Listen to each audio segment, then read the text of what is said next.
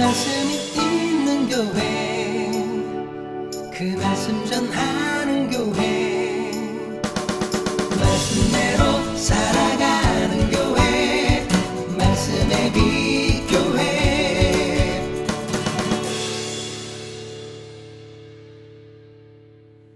이 저녁에도 하나님의 은혜가 저와 여러분에게 충만하게 임하기를 소원하고 축복합니다.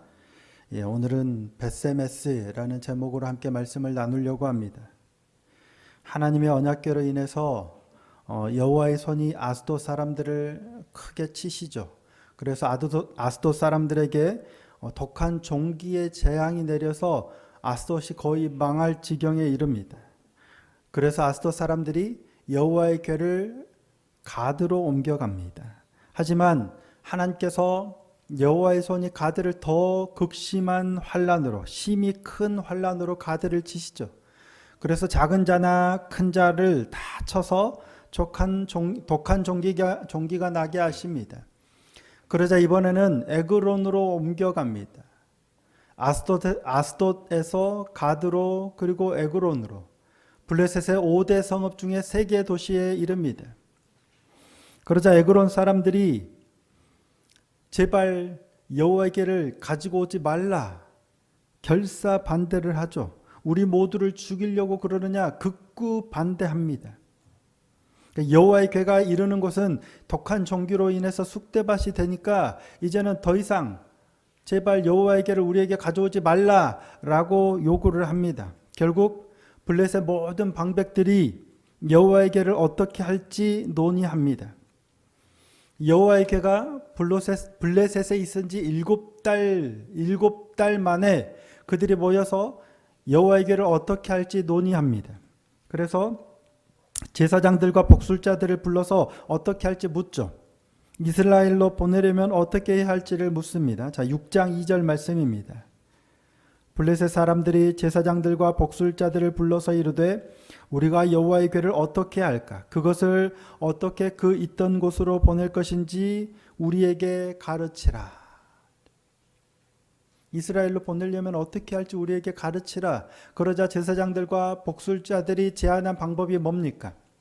새 수레를 하나 만들고 젖나는 소 둘, 젖나는 암소 둘을 끌어다가 수레를 매게 하고 송아지는 떼어서 집으로 돌려보내고 여호와의 궤를 새 수레에 싣고 그리고 속건제로 드릴 금 독종 5과 금지 5을 상자에 담아서 여호와의 궤 옆에 실어서 같이 벳세메스로 보내라는 거예요. 젖나는 소 2마리로 새 수레, 한 번도 멍에를 매보지 않은 젖나는 소 2마리가 새 수레를 끌고 송아지를 떼어놓고 곧장 갈 수 있을까요? 없을까요? 불가능한 일입니다. 그래서 이 사람들은 자신들의 안전장치를 두고 혹시라도 여호와의 손이 우리를 친 게 아닐 수도 있다 하는 안전장치를 두고 이런 제안을 하게 되는 거죠. 만일 궤가 곧장 벳세메스로 그 있던 곳으로 올라가면 우리를 친 게 여호와의 손이 틀림없고, 만약에 그렇지 않다면 뭐예요? 우연히 된 일이라. 여호와의 궤가 그 성읍에 들어가면 우연히 그곳에 전염병이 있었던 거고, 또 가드로 가면 가드에 우연히 전염병이 생겼을 뿐이지 여호와의 궤 때문이 절대 아니다라고 확인하기 위한 거죠. 근데 너무 어이없는 방법이죠. 말도 안 되는 방식을 들어서 확인하려고 하는 거죠. 있을 수 없는, 일어날 수 없는 일로 검증을 하려고 한 거예요. 그런데 오히려 하나님께서는 그 방법을 사용하셔서 부인할 수 없는 증거를 제시하시죠. 그만큼 있을 수 없는 일이 일어난다면 블레셋 사람들에게 닥친 재난은 누구로 인한 거예요? 여호와의 궤 때문에, 이스라엘이신 여호와로 인하여 임한 것이라는 사실을 그 누구도 부인할 수 없는 그런 방법을 하나님께서는 행하십니다. 제사장들과 복술자들이 제언한 대로 사람들이 젖나는 소 2마리를 끌어다가 준비하여 벳세메스로 향하게 합니다. 놀랍게도 암소가 벳세메스로 곧장 가는 것 아니겠습니까? 자, 12절 말씀입니다. 12절 말씀 함께 한번 읽어보겠습니다. 시작. 암소가 벳세메스 길로 바로 행하여 대로로 가며 갈대에 울고 좌우로 치우치지 아니하였고 블레셋 방백들은 벳세메스 경계선까지 따라가니라. 울고 좌우로 치우치지 아니하였고 무슨 말이에요? 울면서도 송아지를 떼어놓은 아직도 젖을 먹여야 하는 어미젖소 2마리가 울면서도 좌우로 치우치지 않고 수레를 끌고 반드시 벳세메스까지 갔다라는 얘기예요. 그렇게 하나님의 괴를 실은 수레가 벳세메스 경계선에 이르자 밀을 베던 벳세메스 사람들이 괴가 온 것을 보고 기뻐합니다.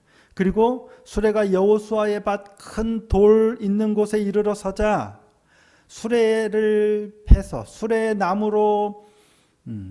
나무를 패고 수레를 끌고 온 암소들을 잡아서 번제를 드립니다. 그리고 레위인은 여호와의 궤와 금보물 담긴 상자를 내려다가 큰 돌 위에 두었고 그날 벳세메스 사람들은 여호와께 번제와 다른 제사를 드립니다. 이걸 다 보고 나서 블레셋 5방백은 자신들이 있던 곳으로 돌아갑니다. 자, 16절입니다. 블레셋 5방백이 이것을 보고 그날의 에그론으로 돌아갔더라. 에그론에서 지금 가져온 거죠. 그러니까 이것을 보고 그날의 에그론으로 돌아간 거예요. 사실은 암소 2마리가 울면서도 수레를 끌고 좌우로 치우치지 않고 곧장 벳세메스까지 이르렀어요. 경계까지 이르렀어요. 그래서 벳세메스 사람들이 이거를 하나님의 궤를 여호와의 궤를 취한 것을 보고 그냥 돌아가도 됩니다. 그러면 충분하잖아요. 소가 울면서 좌우로 치우치지 않고 이스라엘 지경까지 경계까지 가는 것만 봐도 틀림없이 여호와의 궤 때문이었구나. 이스라엘 신 여호와가 우리를 찾구나. 이미 증명이 됐잖아요. 그러면 경계선까지 이르르고 이스라엘 사람들이 그 궤를 취했다. 이제 이스라엘 사람들에게 넘어갔다는 것만 보고 가도 돼요. 근데 블레셋 방백들이 언제까지 있어요? 이스라엘 사람들이 그 소를 잡아서 번제를 드리고 또 여호와의 궤를 큰 돌 위에 올려놓고 번제와 다른 제사를 드리는 것까지 다 보고 돌아갔다는 거예요. 이유가 뭘까요? 물론 이스라엘과 블레셋 사이에 전쟁이 7개월 전에 있었죠. 그리고 블레셋이 크게 이겼습니다. 이스라엘 신의 언약궤까지 빼앗아 왔어요. 아마도 이때부터 이제 다음 장인 사무엘이 등장하기 전까지 계속해서 블레셋이 이스라엘을 괴롭히고 이스라엘의 블레셋의 억압 아래 이스라엘이 있었던 것 같아요. 그러니까 블레셋 방백들이 이스라엘 진영에 얼마든지 마음대로 왔다 갔다 할 수 있는 거예요. 만약에 전쟁 중에 약하면 그렇게 못했겠죠. 블레셋 사람들이 얼마든지 자신들의 마음대로 벳세메스에 머물 수는 있습니다. 하지만 굳이 머물 이유가 없잖아요. 여호와의 손이 자신들을 쳤다는 사실은 이미 암소가 치우치지 않고 벳세메스까지 이르는 걸로 확인이 됩니다. 그럼에도 벳세메스 사람들이 굳이 번제와 다른 제사를 드릴 때까지 그곳에 머물 수 있었던 이유가 뭘까 하는 겁니다. 만일 우리가 절에 간다면 어떨까요? 절에 갈 일이 별로 없죠. 절을 불공을 드리러 간다거나 그렇지는 않죠. 어떤 유적지, 불국사를 가든 어디를 가도 절에 가면 대충 보고 빨리 볼 것만 보고 빨리 나옵니다. 굳이 그곳에서 자세히 들여다보고 뭐 이렇게 하지도 않아요. 만약에 어떤 업무가 있어서 다른 종교의 어떤 그런 템플에 간다면 할 일만 딱 하고 가급적이면 빨리 나오죠. 그곳에서 굳이 그들이 뭘 하고 있는지 계속 들여다보고 있지 않습니다. 왜냐하면 우린 불편하니까요. 절이나 뭐 성당이나 이런 곳이 아니라 심지어는 다른 교회를 가도 마찬가지입니다. 제가 다른 교회를 가면 업무가 있어서나 목사님을 만나서나 무슨 일이 있어서 다른 교회를 가면 할 일 딱 하고 가급적이면 빨리 나오고 싶어요. 빨리 우리 교회로 오고 싶어요. 우리 교회 와서 뭐 할 일이 있나? 없어요. 특별한 일이 없어도 빨리 오고 싶어요. 이게 일반적인 마음이잖아요. 블레셋 사람들이 블레셋 방백들이 지금 좋은 일로 온 것도 아니잖아요. 자신들의 지역에 계속해서 독한 종기, 마치 여호와의 손이 자신들을 치기에 그걸 확인하려고 재앙이 떠나게 하려고 왔어요. 그러면 확인했으면 빨리 돌아가야지. 굳이 거기서 다 번제를 드리고 다른 제사를 드릴 때까지 머물 이유가 없는 거예요. 그런데도 그때까지 다 보고 머물렀다가 돌아간 이유는 별로 불편하지 않았다는 얘기입니다. 블레셋 사람들이 벳세메스에 와서 벳세메스 사람들이 하는 것에 별로 불편함을 느끼지 못했다는 거예요. 왜 그랬을까요? 벳세메스 사람들이 수레를 패고 소를 잡고 번제를 드리고 레위인들이 하나님의 궤와 또 그런 속건제물을 보물을 옮기고 번제와 다른 제사를 드리고 있는 동안 보고 있으면서도 별로 불편하지 않아요. 전혀 불편하거나 이질감을 느끼지 않아요. 벳세메스 사람들이 어떠했길래 블레셋 방백들은 그렇게 평안하게 볼 것 다 보고 완전히 정말이구나 다 확인하고서 천천히 돌아갔을까 하는 거예요. 자, 하나님의 궤가 벳세메스에 돌아왔을 때 그들은 들에서 밀을 베고 있었죠. 자, 13절 말씀입니다. 13절 말씀 다시 한번 읽어보겠습니다. 시작. 벳세메스 사람들이 골짜기에서 밀을 베다가 눈을 들어 궤를 보고 그 본 것을 기뻐하더니. 벳세메스 사람들이 궤를 보고 기뻐한 이유가 뭔가요? 하나님의 언약궤가 블레셋에 빼앗겼던 하나님의 언약궤가 돌아왔기 때문이겠죠. 그들은 그 궤를 보고 그게 하나님의 언약궤라는 사실을 알았을까요? 몰랐을까요? 바로 알아차립니다. 하나님의 언약궤라는 사실을 알았기 때문에 기뻐한 거예요. 블레셋에 7개월 전에 빼앗겼던 하나님의 궤가 블레셋 방백들이 우리가 아무것도 안 했는데 가지고 온 거예요. 하나님의 궤가 돌아온 거예요. 그래서 기뻐 하나님께 번제를 드린 겁니다. 벳세메스 사람들은 궤를 본 순간 그게 여호와의 궤라는 사실을, 하나님의 언약궤라는 사실을 알 수밖에 없습니다. 벳세메스는 집이라는 베트라는 히브리어와 태양이라는 쉐메시가 합쳐진 말입니다. 그러니까 태양의 집이라는 뜻이에요. 태양의 집, 태양의 신전이라는 의미를 지니고 있습니다. 아마도 예전부터 태양신을 숭배하던 어떤 그런 흔적이 남아있는 지명이 아닐까 싶어요. 근데 중요한 건 이 벳세메스 지역이 어느 지파에 속한 땅이냐 하는 거예요. 바로 레위 지파에 속한, 레위 지파에게 부여된 기업이고 그 중에서도 아론 자손에게 부여된 땅이 바로 이 벳세메스입니다. 자, 여호수아서 21장 13절, 16절, 19절입니다. 함께 한번 읽어볼까요? 시작. 제사장 아론의 자손에게 준 것은 살인자의 도피성 헤브론과 그 목초지요, 아인과 그 목초지와 유다와 그 목초지와 벳세메스와 그 목초지이니 이 두 지파에서 9성읍을 냈고 제사장 아론 자손의 성읍은 모두 13성읍과 그 목초지들이었더라. 16절에 어디가 있어요? 벳세메스가 있죠. 여기는 제사장 아론에게 주어진 기업입니다. 벳세메스 사람들은 뭐예요? 레위인들이며 제사장 아론의 자손들입니다. 제사장 가문이란 얘기예요. 성소에서 하나님의 성전을 섬기는 일을 하는 사람들이에요. 그러니까 여호와의 궤를 보면 바로 알죠. 저게 뭐라는 사실을 바로 알 수밖에 없습니다. 마치 우리가 십자가를 보면 저게 뭐라는 거 알죠. 너무 쉽죠. 너무 쉬워요. 그래서 그들은 돌아온 수레에 실린 궤를 보고 하나님의 궤라는 사실을 바로 알고 기뻐서 수레를 패고 암소를 잡아서 번제를 드렸던 겁니다. 근데 아론 자손이었던 벳세메스 사람들이 하나님의 궤가 돌아올 때 보인 반응을 보면 대단히 문제가 많아 보입니다. 자, 13절 말씀 다시 한 번만 보실까요? 다시 한번 읽어보겠습니다. 시작. 베세메스 사람들이 골짜기에서 밀을 베다가 눈을 들어 괴를 보고 그 본 것을 기뻐하더니. 뭐가 이상한 점이 있나요, 없나요? 베세메스 사람들이 골짜기에서 밀을 베다가 눈을 들어 괴를 보고 그 본 것을 기뻐하더니. 뭐가 이상한가요? 사실은 별로 이상한 게 없죠. 근데 괴를 보고 그 본 것을 기뻐하더니 라고 성경이 기록하고 있다는 사실이에요. 눈을 들어 괴를 보고 그 본 것을 기뻐했어요.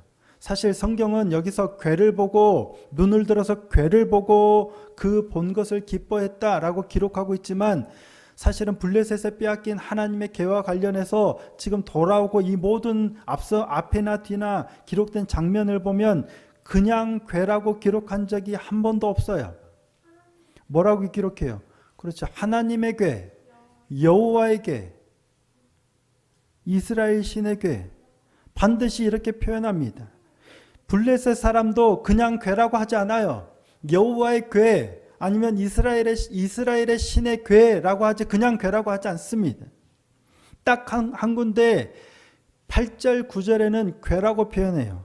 8절 말씀을 보시면 여호와의 괴를 가져다가 수레에 싣고 속건제로 드릴 금으로 만든 물건들을 상자에 담아 괴 곁에 두고 그것을 보내어 가게 하고, 그리고 9절에도 또 그냥 괴라고 표현하긴 합니다. 근데 이거는 여호와의 괴라는 사실이 그 문장 앞에 분명히 드러났기 때문에 이어서 그냥 그 괴라고 설명하고 있는 거예요.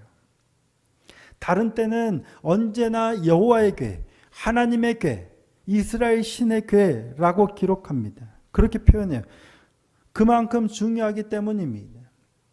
근데 베세메스 사람들은 아론의 자손이면서도 하나님의 괴가 빼앗겼다고 돌아오는 그 중요한 순간에 그냥 괴를 보았다라고 성경이 기록하고 있는 거예요. 그냥 이렇게 기록하지 않았겠죠. 분명히 하나님의 괴를, 돌아오는 하나님의 괴를 대하고 있는 베세메스 사람들의 온전하지 못한 어떤 태도나 어떤 그런 자세나 어떤 심성이나 이런 게 반영되어 있지 않나 싶습니다. 성경이 의도적으로 이렇게 표현하고 있는 거예요. 더구나 그들은 하나님의 괴를 싣고 온 수레의 나무를 패고 그 암소들을 번제물로 드리죠. 번제의 제물은 어떤 것이어야 되죠? 흠없는 숫컷이어야 합니다. 소면 숫소고 양이면 순양이고 순염소고, 하나님께 드리는 제물은 수컷이어야 합니다. 근데 아론 자손이면서도 암소를 번제로 드린 거예요.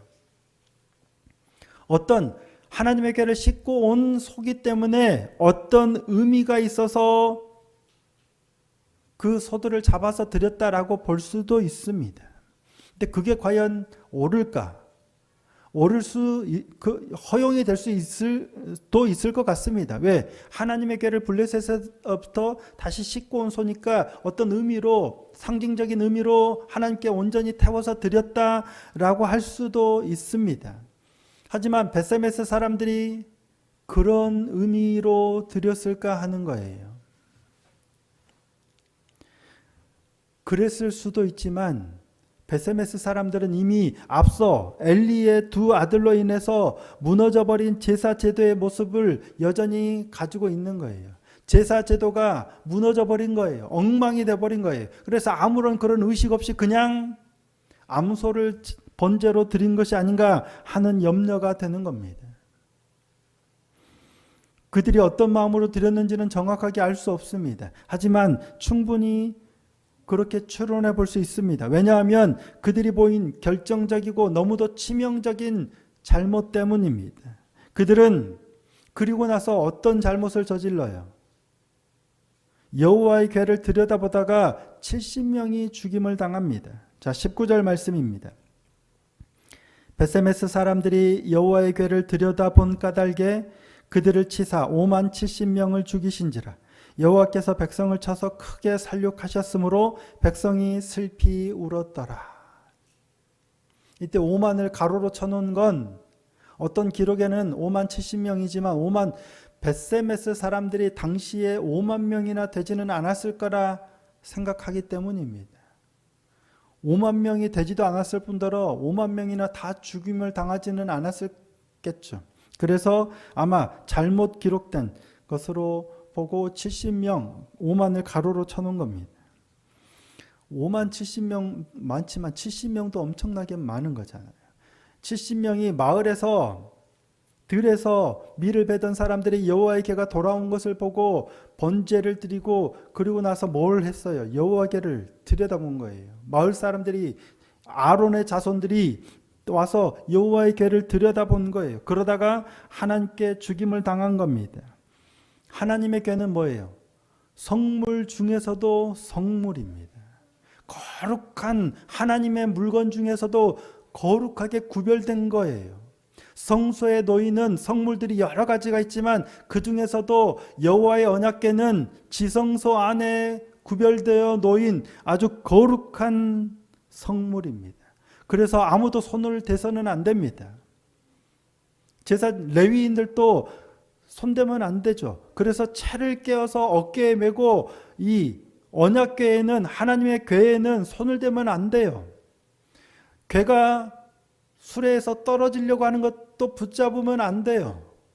그러다가 죽은 사람이 누구예요? 우사죠. 떨어질까 봐 붙잡았지만 죽습니다. 손대면 안 됩니다. 그만큼 엄청나게 거룩한, 가장 거룩한 하나님의 임재의 상징입니다. 그런데 그걸 들여다보려고 왜 들여다보려고 했을까요? 아마도 블레셋에 빼앗겼다가 돌아봤으니까 그 안에 있는 돌판이라든지 어떤 증거의 항아리라든지 이런 게 그대로 있는지 아니면 어떤 그걸 확인해 보려고 들여다봤겠죠. 하지만 어떤 이유가 됐든 들여다본 것 자체가 불경입니다. 우사가 떨어지려는 하나님의 궤들을 붙들었던 것 매한가지로 그들은 죽임을 당합니다. 그만큼 그들은 무뎌지고 변질되고 타락해 있었던 겁니다. 그러한 행위가 어떠한 건지 별로 경각심이 없어요. 하나님의 궤를 그냥 왜 자신들은 제사장 가문이잖아요. 아론 자손이에요. 레위인들이에요. 그러니까 늘상 자신들이 섬겼던 그 일이에요. 그게 블레셋에 빼앗겼다가 돌아왔으니까 점검한다는 차원이었을까요? 별로 경각심이 없이 무뎌진 마음으로 하나님의 궤를 들여다보다가 죽임을 당합니다. 그만큼 그들의 영성이, 그들의 영혼이 타락해 있었고 변질되어 있었던 겁니다. 블레셋 방백들이 전혀 이질감을 느끼지 못하고 다 보고 돌아갈 수 있을 만큼 구별되지 못한 모습들이었던 것 아닌가 싶습니다. 오늘 우리 교회도 그리스도인이라고 칭하는 우리도 마찬가지가 아닐까 싶습니다. 세상과의 구별이 너무 많이 희미해져 버렸습니다. 거룩성을 상실했죠. 교회가 세상과 별반 다르지 않습니다. 세상의 방식과 세상의 가치가 교회 안에도 들어와서 자리 잡은 지 이미 오래되었습니다. 많은 경우 교회를 세상적인 방식으로 그냥 운영합니다. 그게 효율적이고 그게 더 실용적이라는 방식으로 교회를 세상의 가치로 세상의 방식으로 운영합니다. 교회를 효율적으로 효과적으로 잘 운영해야 돼. 옳을까요? 교회는 하나님의 집입니다. 세상의 방식처럼 그렇게 효율성을 따지며 운영할 공동체가 아닙니다. 그러면 나는 어떨까요? 거룩은 구별입니다. 세상 속에 살면서 세상과 분리되어서는 안 되지만 분리될 수도 없지만 그 안에서 명확하게 세상과 구분이 되어야 합니다. 그렇다면 뭐가 구분이 될까요? 가치입니다. 가치. 세상의 가치를 따라가느냐 아니면 세상 속에서 하나님의 가치, 즉 하나님의 말씀을 따라가느냐의 차이입니다. 세상 속에 살면서 나는 얼마나 세상의 가치가 아니라 하나님의 가치를 따라서 하나님의 말씀을 따라서 선택하며 순종하며 살아가는가 하는 말씀입니다. 주일이면 구별해서 교회 와서 예배드리고 11조도 하나님의 것으로 구별해서 드리고 안 그래도 힘들고 바쁜데 봉사하고 선교하고 희생하고 그러니까 나는 그리스도인으로서 구별된 모습이다 라고 생각하면 어떨까요? 베세메스 사람들도 번제와 다른 제사를 드립니다. 구별됨. 거룩이란 세상의 가치를 따르지 않고 하나님의 가치, 하나님의 말씀을 따릅니다 라고 말씀을 드렸습니다. 합리성, 도덕, 상식, 성공, 승리, 이익 이런 것이 아니라 성경이 말씀하는 하나님의 말씀을 따라가는 삶입니다. 이게 바로 거룩입니다. 근데 오늘 나는 얼마나 하나님의 말씀을 따라서 선택하고 살아가고 있는가 하는 겁니다. 무언가를 선택할 때 우리가 살아가면서 수도 없는 선택의 상황에서 나는 내가 원하는 성공이나 내가 원하는 승리나 내가 원하는 이익을 따라서 선택하느냐 아니면 하나님의 말씀을 따라서 선택하느냐 하는 겁니다. 어쩌면 교회가 세상으로부터 손가락질 당하고 욕을 먹는 이유가 여기서 실패하기 때문입니다. 예수님의 이름을 내세우고 교회라고 따로 모여서 거룩하다라고 얘기하지만 실상은 전혀 자신들과 다르지 않은 우리들만의 이익을 추구하며 성공을 추구하며 세상의 가치를 추구하고 나아가기 때문이 아닌가 싶습니다. 하나님의 말씀 더 깊이 하나님 말씀하시는 자리에 엎드려서 그 말씀을 따라 삶을 살아가는 하나님의 거룩한 백성이 되기를 소원합니다. 형식에만 그치는 게 아니고요. 중심이, 우리의 생각이, 우리의 마음이 온전히 하나님의 말씀을 따라서 선택하고 순종하며 나아가는 복된 삶이 될 수 있기를 소원하고 축복합니다. 그게 바로 거룩하며 그게 바로 구별되는 거고 그게 바로 하나님께서 우리에게 원하시는 하나님의 백성의 삶이라고 믿습니다. 그냥 일상을 살아갈 때는 잘 모릅니다. 하지만 분명한 건 내가 하나님의 말씀을 선택하고 그 말씀을 따라가는 것을 선택할 때 나는 하나님의 백성으로 살아갈 수 있다, 살아가고 있다라는 사실입니다. 베세메스 사람들의 모습을 다시 한번 기억하고 우리가 뭔가 어떤 종교적인 행위를 함으로 내가 여전히 하나님을 잘 섬기고 있고 하나님 앞에 거룩하다라고 착각하지 않고 정말 하나님의 말씀을 따라서 거룩함을 지켜내며 하나님의 백성답게 살아내고 있는지를 날마다 말씀 앞에서 점검하며 거룩하게 하나님의 백성으로 살아낼 수 있는, 살아가는 저와 여러분이 될 수 있기를 예수님의 이름으로 축복합니다.